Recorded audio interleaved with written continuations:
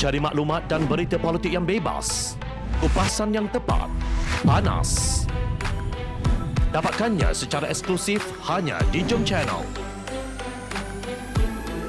Komitmen kami, pentasan berita Isnin hingga Jumaat. Berbicara dan isu semasa, kami garapkan secara langsung. Panel-panel berkaliber dan profesional. Interaktif, pandangan anda kami raikan.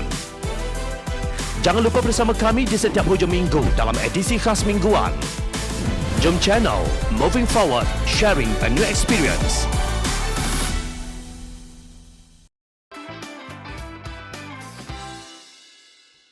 Jangan main-main dengan Omicron. Setiausaha Agung DAP Lim Guan Eng berkata prosedur operasi standard SOP mesti adil kepada semua. Beliau menggesa supaya SOP bagi Pilihan Raya Negeri Johor diberi kelonggaran termasuk kebenaran kempen secara bersemuka. Hari ini semua yang hadir ikut SOP COVID-19. Kita lihat ada penjarakan seperti mana ditetapkan, tapi ada pihak yang tak ikut. Mereka boleh buat sewenang-wenangnya dan hanya kena denda RM1,000 sahaja. Kalau boleh langgar SOP sesuka hati, mengapa tak boleh ceramah dalam Pilihan Raya Negeri Johor? Mesti adil kepada semua. Beliau berkata demikian semasa berucap pada pelancaran Jentera Pakatan Harapan di Dewan Kencana Puri di Pulai Spring Resort kemarin.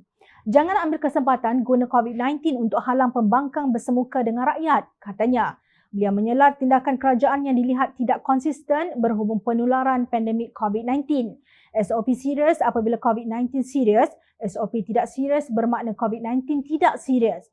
Harap longgarkan kerana kalau benar-benar serius, lebih baik tangguhkan dahulu Pilihan Raya Negeri Johor. Jangan main-main dalam perkara ini, katanya.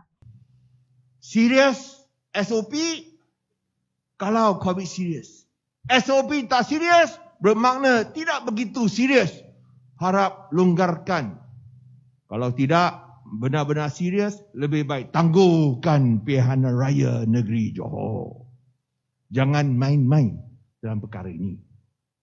Beliau berkata demikian sebagai mengulas tindakan Menteri Kanan Pertahanan merangkap pengurusi Menteri Kuartet COVID-19 Datuk Seri Hishamuddin Hussein, Presiden MIC Tan Sri S. Vigneswaran dan pengurusi Barisan Nasional Johor Datuk Seri Hasni Mohamad yang dikenakan kompaun kerana melanggar SOP COVID-19.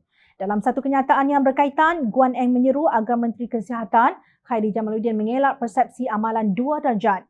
Beliau berkata Barisan Nasional atau Perikatan Nasional dilihat dibenarkan mengadakan acara yang melanggar pematuhan SOP tanpa diganggu berbanding parti pembangkang. SOP harus dikaji semula untuk memastikan keadilan untuk semua, katanya di petik rocketkini.com. Jelas Guan Eng, apa yang berlaku menunjukkan tidak ada kepimpinan melalui teladan kerana Hishamuddin merupakan pengerusi mesyuarat kuartet Menteri COVID-19 yang diamanahkan untuk menggesa pematuhan orang ramai dalam mengurus dan mengumumkan SOP COVID-19. Beliau menegaskan perbuatan Hishamuddin dan Hasni mempamerkan keangkuhan, penghinaan terbuka terhadap undang-undang dan pelanggaran disiplin kabinet yang melanggar asas utama kepada tadbir urus dan pentadbiran yang baik. Apabila penggubal undang-undang dengan sengaja dan secara sedar menjadi pelanggar undang-undang, menteri dan menteri besar tidak lagi layak untuk mentadbir, katanya. Guan Eng mempersoal apa guna Khairy mengenakan hukuman denda RM1,000 di bawah Akta Pencegahan dan Pengawalan Penyakit Berjangkit 1998 kurungan Akta 342 kepada Hishamuddin atau Hasni. Sedangkan jelas Guan Eng, ia adalah jumlah yang kecil kepada mereka yang mampu membayar denda waima RM100,000 dengan mudah. Itulah sebabnya meningkatkan denda kepada RM10,000 tidak bermakna bagi individu seperti mereka yang tidak mempunyai rasa accountability awam dan tanggungjawab peribadi. Ini kerana mereka merasakan mereka lebih tinggi daripada undang-undang dan semuanya boleh diselesaikan dengan wang, ujarnya. Guan M menjelaskan penalti sedemikian adalah kosmetik dengan denda sekadar sandiwara atau drama palsu untuk meredakan kemarahan orang ramai. Denda tidak mencukupi, tegas beliau. Sebaliknya, penggubal undang-undang terbabit perlu meletakkan jawatan kerana sengaja dan dengan sedar menjadi pelanggar undang-undang.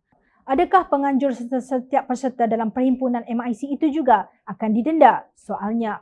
Sebelum ini, ketika membenarkan Pilihan Raya Negeri Johor diteruskan, Khairy berkata, saya dengan Kementerian Kesihatan, KKM sudah mengutamatkan syur prosedur operasi standard SOP dan syur itu sudah dikemukakan kepada Majlis Keselamatan Negara MKN seterusnya kepada Suruhanjaya Pilihan Raya SPR.